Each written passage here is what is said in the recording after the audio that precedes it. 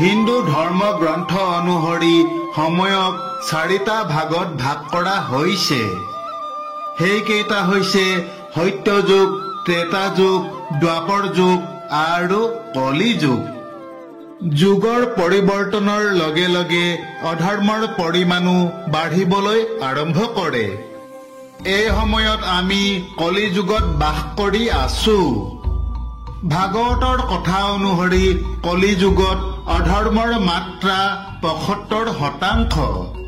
ভাগৱত পুৰাণত কোৱা হৈছে যে ভগৱান শ্ৰীকৃষ্ণই পৃথিৱী এৰি যোৱাৰ পাছতেই কলি যুগ আহিছিল।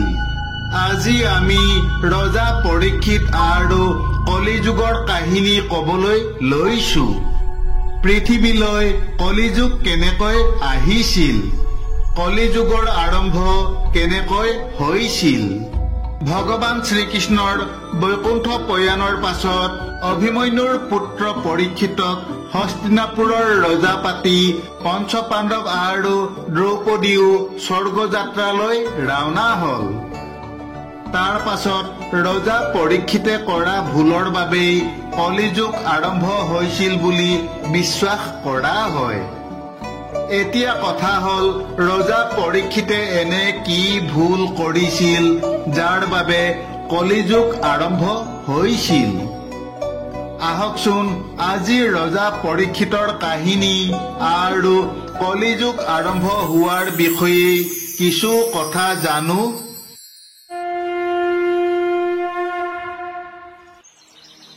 ভাগৱত পুৰাণত বৰ্ণিত কাহিনী অনুসৰি কুৰুক্ষেত্ৰ যুদ্ধৰ 36 বছৰৰ পাছত ভগৱান শ্ৰীকৃষ্ণই নিজৰ শৰীৰ এৰি বৈকুণ্ঠ প্ৰয়াণ কৰে।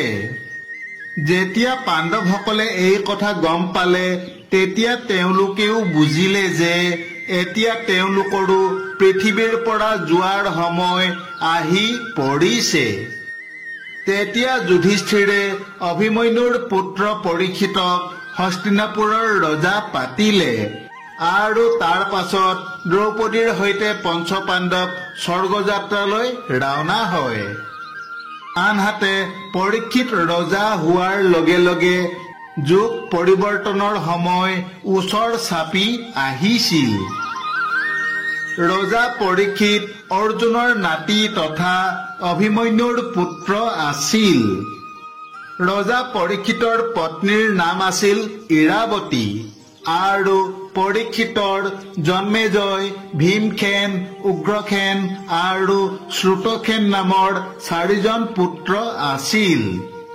পৰীক্ষিত অতি ধৰ্মপৰায়ণ তথা পৰাক্ৰমী ৰজা আছিল। ৰজা পৰীক্ষিতে 3 বাৰ অশ্বমেধ যজ্ঞ কৰিছিল। পৰীক্ষিতৰ মাতৃৰ নাম আছিল উত্তৰা। কুৰুক্ষেত্ৰ যুদ্ধৰ শেষত অশ্বত্থামাই পাণ্ডৱৰ বংশ শেষ কৰিবলৈ ব্ৰহ্মাস্ত্ৰ নিক্ষেপ কৰি উত্তৰাৰ গৰ্ভৰ সন্তান অৰ্থাৎ পৰীক্ষিতক বধ কৰিবলৈ চেষ্টা কৰিছিল। কিন্তু ভগৱান শ্ৰীকৃষ্ণই নিজৰ ঐশ্বৰিক শক্তিৰে উত্তৰাৰ গৰ্ভত পৰীক্ষিতক ৰক্ষা কৰিছিল। এদিন ৰজা পৰীক্ষিতে ৰাজ্যত ঘোৰ কলিয়ে প্ৰৱেশ কৰাৰ কথা জানিব পাৰে। তেতিয়া পৰীক্ষিতে হাতত ধনু বাণ লৈ কলিক বিচাৰি ওলাই গল। পৰীক্ষিতে গৈ গৈ কুৰুক্ষেত্ৰ পালেগৈ। তাতে এজনী গাই আৰু এটা বলধে ইজনে সিজনৰ লগত কথা পাতি আছিল। ভাগৱত পুৰাণত কোৱা হৈছে যে তাত ধৰ্মৰাজ বলধৰ ৰূপত আৰু দেৱী বসুমতী গাইৰ ৰূপত উপস্থিত আছিল। বলধ গৰুটোৰ 4টা ভৰিৰ ভিতৰত মাত্ৰ এটা ভৰিহে সুস্থ আছিল আৰু আন 3টা ভৰি ভাঙি গৈছিল। ধৰ্মৰ 4টা ভৰি হৈছে শৌচ, তপ, দয়া আৰু সত্য। কলি যুগৰ প্ৰভাৱত ধৰ্মৰ শৌচ, তপ, দয়া নামৰ ভৰি 3টা ভাঙি গৈছিল আৰু কেৱল সত্য নামৰ ভৰিটোহে বাকী আছিল। সেই বলধটোৱে গাইজনীক সুধিছিল, হে দেৱী, তুমি কিয় ইমান দুখী? মোৰ 4টা ভৰিৰ ভিতৰত 3টা ভৰি ভাঙি মাত্ৰ এটা ভৰি সুস্থ হৈ থকা দেখাৰ বাবেই তোমাৰ মন বেয়া লাগিছে নেকি? বলধটোৰ এনে কথা শুনি দেৱী বসুমতীয়ে কান্দি কান্দি ক'লে, হে ধৰ্মৰাজ, আপুনিতো সকলো জানে। প্ৰভু শ্ৰীকৃষ্ণই মোক এৰি যোৱাৰ পাছতে পাপী কলিয়ে হঠাতে আহি তোমাৰ 3খন ভৰি ভাঙি পেলালে। তপ, শৌচ, দয়া সকলো উচ্ছন কৰিলে। সকলো ফালে অধৰ্ম বিয়পি পৰিছে। এতিয়া বাৰু তুমি কেনেকৈ বৰ্তি থাকিবা? এনেবোৰ কথা ভাবিয়েই মই দুখী হৈ পৰিছো। তেনেতে ৰজা পৰীক্ষিতে সেই স্থানলৈ আহি দেখিলে যে ৰাজকীয় বস্ত্ৰ আভূষণ পিন্ধা এজন ব্যক্তিয়ে বলধটোক লাঠিৰে কোবাই আছে আৰু গাইজনীক চৰণে প্ৰহাৰ কৰি শাস্তি দিছে। বলধটো আৰু গাইজনীক এনেকৈ মাৰপিট কৰি থকা দেখি ৰজা পৰীক্ষিত ক্ৰোধিত হৈ ওচৰ চাপি আহি ক'লে, হে পাপী, কোন তুমি অধম দুৰ্জন? তোমাৰ বেশ ৰজাৰ দৰে যদিও কৰ্ম চণ্ডালৰ দৰেই। মোৰ ৰাজ্যত আহি তুমি এনে অধৰ্ম অত্যাচাৰ কৰিবলৈ কেনেকৈ সাহস কৰিলা? এই দুষ্কৰ্মৰ বাবে মই তোমাক নিশ্চয় বধ কৰিম।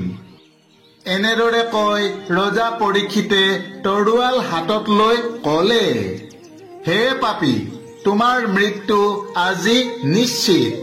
এতিয়া তুমি মোৰ পৰা হাৰি যাব নোৱাৰা। ৰজা পৰীক্ষিতৰ হাতত তৰোৱাল দেখি সেই ব্যক্তিজন ভয়ত কঁপিবলৈ ধৰিলে। তেতিয়া তেওঁ ৰজাৰ চৰণত পৰি ক'বলৈ ধৰিলে, হে মহাৰাজ, মই আপোনাৰ চৰণত শৰণ লৈছো, মোক প্ৰাণদান দিয়ক। মই কলি যুগ আৰু মই ইয়াত বাস কৰিবলৈ আহিছো। মোক ক্ষমা কৰক মহাৰাজ, মই পুনৰবাৰ এনে কাম কেতিয়াও নকৰো। ৰজা পৰীক্ষিতে ক'লে, হে কলি, তুমি যিহেতু মোৰ চৰণলৈ আহিছা, গতিকে মই তোমাক বধ নকৰো, কিন্তু তুমি এতিয়াই মোৰ ৰাজ্য এৰি যোৱা। তেতিয়া কলিযুগে ক'লে, হে মহাৰাজ, সমগ্ৰ পৃথিৱীখনেই আপোনাৰ ৰাজ্য। তেনে ক্ষেত্ৰত মই কলৈ যাম, ক'ত থাকিম? গতিকে আপুনি দয়া কৰি মোক আপোনাৰ ৰাজ্যত থাকিবলৈ অলপ ঠাই দিয়ক। তেতিয়া ৰজা পৰীক্ষিতে কলিক থাকিবলৈ 4টা স্থান দিলে। ৰজাই ক'লে, হে কলি, তুমি জুৱা খেলা ঠাই, মদ্যপান কৰা ঠাই, বেশ্যালয় আৰু ঘৰৰ পঞ্চসোণা, এই 4টা স্থানত বাস কৰি থাকিব পাৰিবা।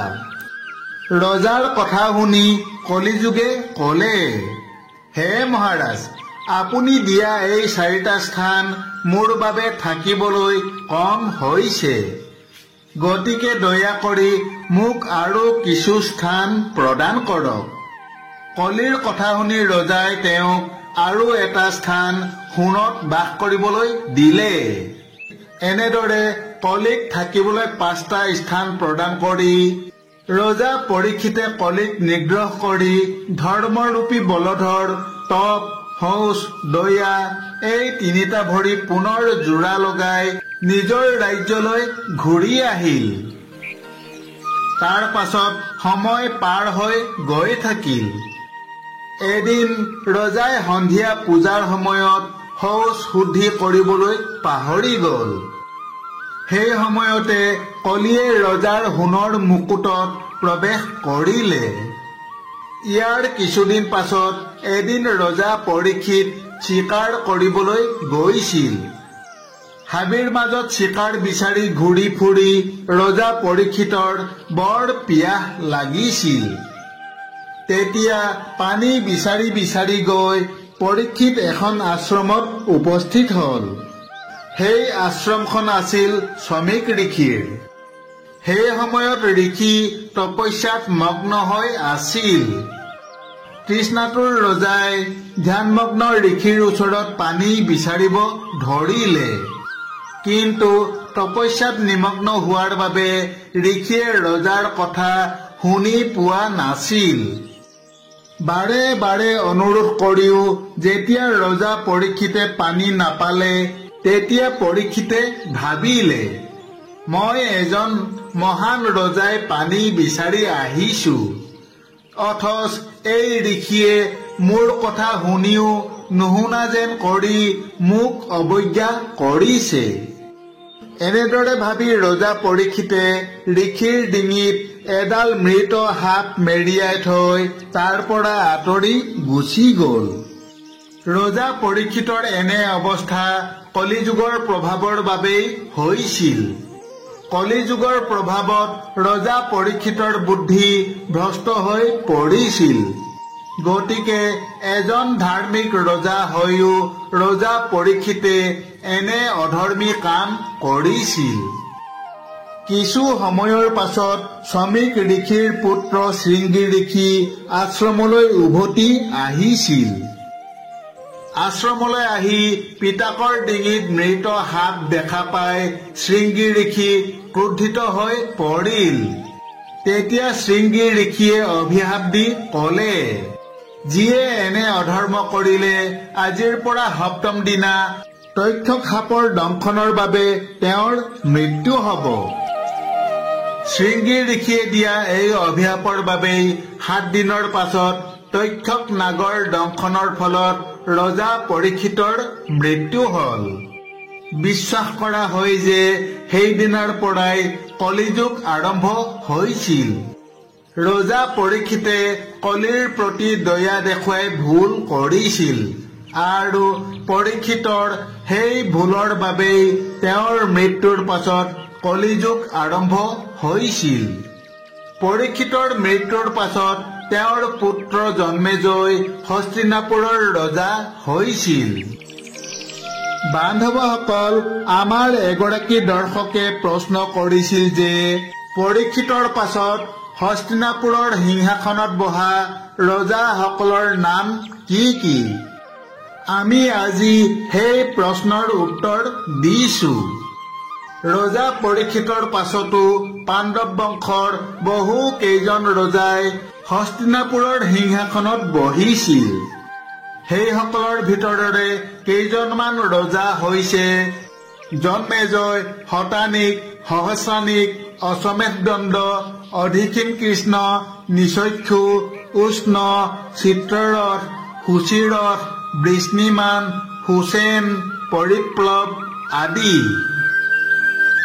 বান্ধৱসকল, আশা কৰো আমাৰ আজিৰ কথাভাগ আপোনালোকৰ নিশ্চয় ভাল লাগিল। আগলৈ অন্য এক নতুন কথাৰ সৈতে পুনৰ লগ পোৱা আশাৰে আজিলৈ সামৰিছো। ধন্যবাদ। জয় শ্ৰীকৃষ্ণ।